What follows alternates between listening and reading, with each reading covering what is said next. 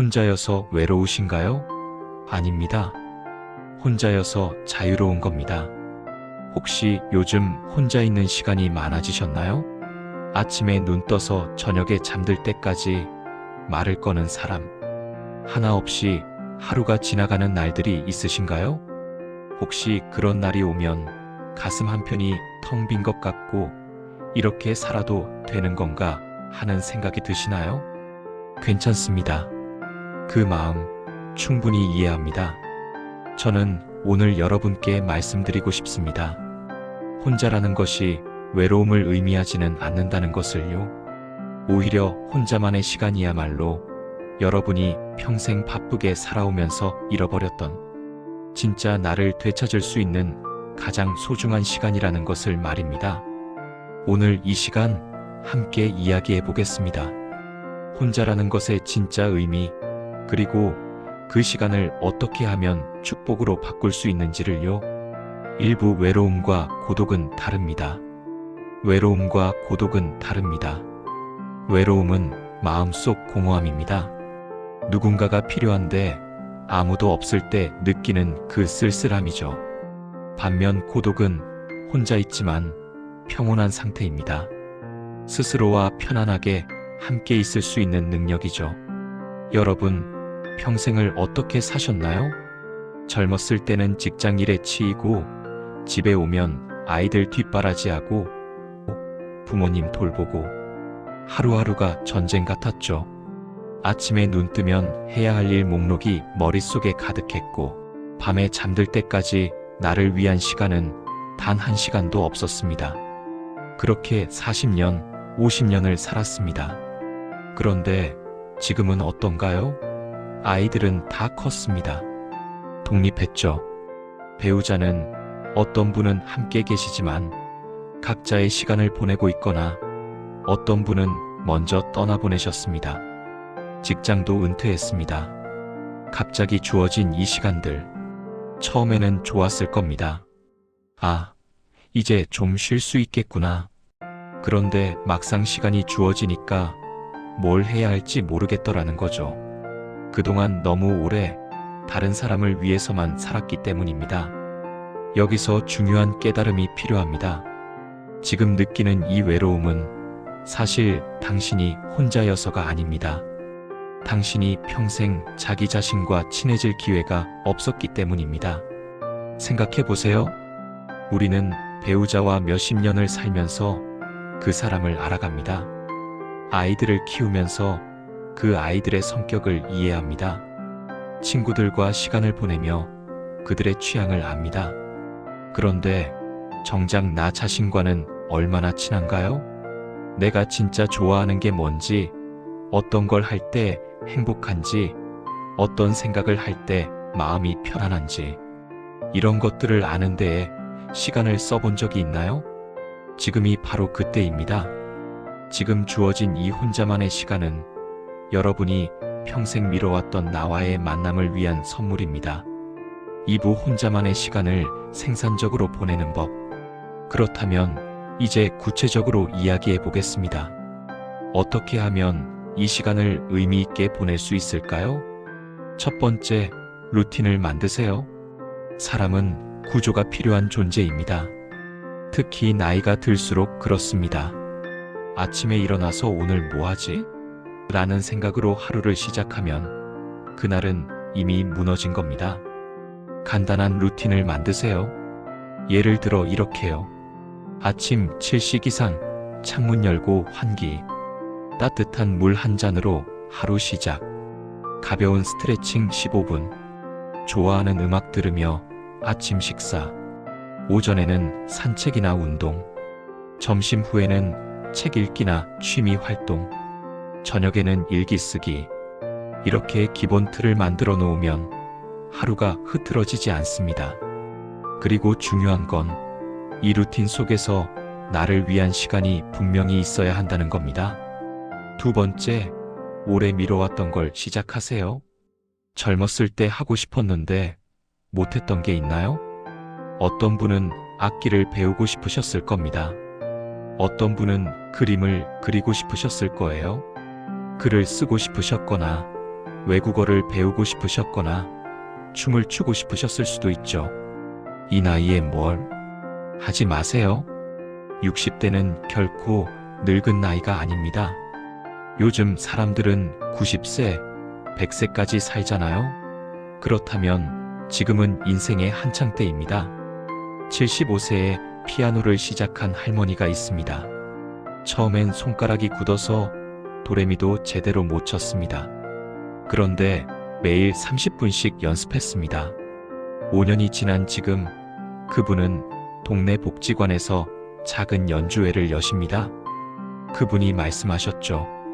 피아노를 치는 그 30분이 제 하루에서 가장 행복한 시간이에요. 중요한 건 결과가 아닙니다. 뭔가를 배우고 성장하고 어제보다 나아지는 그 과정 자체가 우리에게 삶의 의미를 줍니다. 세 번째, 몸을 움직이세요. 혼자 있으면 자꾸 가만히 있게 됩니다. TV만 보거나 침대에만 누워 있거나 그러면 안 됩니다. 몸을 움직여야 합니다. 건강 때문이기도 하지만 더 중요한 건 정신 건강입니다. 운동을 하면 우리 뇌에서 엔도르핀이라는 호르몬이 나옵니다. 행복 호르몬이죠. 자연스럽게 기분이 좋아집니다. 거창한 운동이 아니어도 됩니다. 동네 한 바퀴 걷기, 공원에서 맨손 체조, 집에서 스트레칭, 계단 오르내리기, 이것만으로도 충분합니다. 그리고 가능하면 햇볕을 쬐세요. 특히 아침 햇살을 받으면 우리 몸의 생체 리듬이 조절되고 비타민 D도 생성됩니다. 우울감도 줄어듭니다. 네 번째, 창작하는 시간을 가지세요. 창작이라고 하면 거창하게 느껴지시나요? 그런 게 아닙니다. 일기를 쓰는 것도 창작입니다. 오늘 하루 어땠는지, 어떤 생각이 들었는지, 무엇이 고마웠는지 적는 것만으로도 의미가 있습니다. 요리도 창작입니다. 냉장고에 있는 재료로 새로운 반찬을 만들어 보는 것, 그것도 창작이죠. 정원 가꾸기, 손뜨개질, 퍼즐 맞추기, 사진 찍기, 모두 창작입니다. 왜 창작이 중요할까요? 우리가 무언가를 만들어낼 때 나는 쓸모있는 사람이다라는 느낌을 받기 때문입니다. 나이가 들면 자꾸 나는 이제 쓸모없는 사람이라는 생각이 들잖아요. 그런데 무언가를 창조해내면 그 생각이 사라집니다. 다섯 번째, 봉사활동을 생각해 보세요. 이건 혼자만의 시간과 모순되는 것 같지만 사실 그렇지 않습니다. 적절한 사회활동은 고독을 풍요롭게 만듭니다. 일주일에 한두 번 몇 시간씩 복지관에서 봉사하거나 도서관에서 책 정리를 돕거나 동네 아이들에게 한글을 가르치는 것, 이런 활동들이 우리에게 줍니다. 누군가에게 필요한 사람이라는 느낌을요. 나머지 시간은 혼자 있어도 이런 활동이 있으면 삶의 균형이 잡힙니다. 3부 건강한 인간관계를 맺고 끊는 법. 이제 인간관계에 대해 이야기해 보겠습니다. 나이가 들면서 관계가 변합니다. 어떤 사람은 자연스럽게 멀어지고 어떤 사람은 더 가까워지죠. 이건 자연스러운 겁니다. 슬퍼할 필요 없습니다. 관계의 정리가 필요한 시기입니다. 나이가 들수록 억지로 만나는 관계는 끊는 게 낫습니다. 의무감으로 만나는 모임 만나고 나면 오히려 기운 빠지는 사람, 자꾸 비교하고 자랑만 늘어놓는 친구, 이런 관계는 과감하게 정리하세요. 그래도 오래 알고 지낸 사이인데 오래 알고 지냈다고 해서 평생 만나야 하는 건 아닙니다. 사람은 변합니다. 내가 변하고 상대도 변합니다. 예전에는 통했는데 지금은 안 통하는 거 너무 자연스러운 일입니다. 억지로 유지하는 관계는 오히려 여러분의 에너지만 빼앗아갑니다. 대신 깊은 관계에 집중하세요. 이제는 관계의 양이 아니라 질입니다. 친구 100명보다 진짜 통하는 친구 3명이 낫습니다. 진짜 친구는 뭘까요? 내 이야기를 끝까지 들어주는 사람. 판단하지 않고 공감해주는 사람, 함께 있으면 편안한 사람, 솔직해질 수 있는 사람, 서로의 침묵도 불편하지 않은 사람, 이런 사람이 단 한 명이라도 있으면 여러분은 외롭지 않습니다.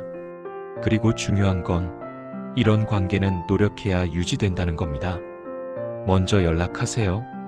먼저 만나자고 하세요. 바쁘실 텐데 라며 미루지 마세요. 나이가 들수록 시간은 많아지지만 동시에 소중한 사람들과의 시간은 더 귀해집니다. 새로운 관계도 열어두세요. 많은 분들이 오해하시는데 나이가 들어서도 새로운 친구를 사귈 수 있습니다. 오히려 지금이 더 좋은 친구를 만날 수 있는 시기입니다. 왜냐하면 이제는 서로 이해관계 없이 순수하게 좋아서 만날 수 있거든요. 취미 활동을 하다 보면 자연스럽게 사람을 만나게 됩니다. 같은 관심사를 가진 사람들이죠. 그게 가장 자연스럽고 좋은 관계의 시작입니다. 억지로 만들 필요 없습니다. 그냥 내가 좋아하는 걸 하다 보면 비슷한 사람들이 나타납니다. 가족 관계도 조절이 필요합니다. 특히 자녀들과의 관계요. 자녀들은 이제 다 컸습니다. 자기 인생을 살고 있죠. 여러분이 평생 키우고 가르친 대로 이제 독립해서 잘 살고 있습니다. 그게 성공입니다. 그런데 왜 자꾸 걱정하시나요? 적당한 거리를 두세요. 그게 서로에게 좋습니다. 일주일에 한 번 통화, 한 달에 한두 번 만남, 그 정도면 충분합니다. 연락이 뜸하다고 섭섭해하지 마세요. 자녀들이 잘 살고 있다는 증거입니다. 오히려 여러분이 여러분의 삶을 사는 모습을 보여주세요. 자녀들 걱정 없이 자기 취미 생활하고 친구 만나고 즐겁게 사는 모습이요. 그게 자녀들에게는 가장 큰 선물입니다. 우리 부모님 잘 지내시네 하는 안도감이요. 사부 고독을 축복으로 바꾸는 마음가짐. 마지막으로 가장 중요한 이야기를 하겠습니다. 고독은 선택입니다. 외로움은 환경이 만들지만 고독은 우리가 선택하는 겁니다. 같은 혼자 있는 상황인데 어떤 사람은 외롭고 어떤 사람은 평온합니다. 차이가 뭘까요? 마음가짐의 차이입니다. 나는 혼자가 아니라 나 자신과 함께 있다. 이 문장을 기억하세요. 여러분은 혼자가 아닙니다. 여러분에게는 평생의 동반자가 있습니다. 바로 자기 자신이요. 생각해 보세요. 태어날 때부터 지금까지 단 한순간도 떨어진 적 없는 사람이 누구인가요? 바로 나 자신입니다. 앞으로도 죽는 순간까지 함께할 사람도 바로 나 자신입니다. 그런데 우리는 평생 이 사람, 나 자신에게 무관심했습니다. 오히려 함부로 대했죠. 이것도 못해? 왜 이 모양이야? 쓸모없어. 자기 자신에게 이런 말을 했습니다. 이제 그만하세요. 이제는 나 자신을 소중한 친구처럼 대하세요. 오늘 하루도 수고했어. 잘했어. 괜찮아. 충분해. 이렇게 말해주세요. 감사의 마음. 혼자 있는 시간에 해보세요. 오늘 하루 감사한 것 3가지를 떠올려 보는 겁니다. 아주 작은 것도 괜찮습니다. 아침에 햇살이 따뜻했던 것, 점심에 먹은 김치찌개가 맛있었던 것, 저녁 산책에서 본 꽃이 예뻤던 것, 이런 것들이요. 감사하는 마음이 생기면 외로움이 줄어듭니다. 왜냐하면 우리가 이미 많은 것을 가지고 있다는 걸 깨닫기 때문이죠. 여러분은 충분히 살아오셨습니다. 마지막으로 이것만은 꼭 말씀드리고 싶습니다. 여러분, 지금까지 정말 고생 많으셨습니다. 전쟁을 겪으신 분도 계시고, 가난한 시절을 견뎌내신 분도 계시죠. 자녀들 뒷바라지하느라 당신 인생은 없었던 분들도 많으실 겁니다. 그렇게 살아오셨습니다. 이제는 여러분을 위한 시간입니다. 누구 눈치 보지 말고 하고 싶은 거 하세요. 먹고 싶은 거 먹고, 가고 싶은 데 가고, 만나고 싶은 사람 만나세요. 혼자 있는 시간이 많아졌다고 두려워하지 마세요. 그 시간은 벌이 아니라 선물입니다. 평생 미뤄왔던 나와의 만남을 위한 선물이요. 여러분, 혼자라는 건 외롭다는 의미가 아닙니다. 혼자라는 건 자유롭다는 뜻입니다. 아무에게도 방해받지 않고 오롯이 나를 위한 시간을 가질 수 있다는 뜻이죠. 이 시간을 축복으로 받아들이세요. 그리고 오늘부터 시작하세요. 작은 것부터요. 아침에 일어나서 창문 열고 햇살 한번 쬐고 오늘도 좋은 하루야 이렇게 말해보는 것부터요. 여러분은 혼자가 아닙니다. 여러분 곁에는 평생 함께할 가장 소중한 친구가 있습니다. 바로 여러분 자신이요. 오늘도 여러분을 응원합니다. 혼자여도 괜찮습니다. 아니, 혼자여서 더 좋습니다. 당신은 충분히 아름답습니다.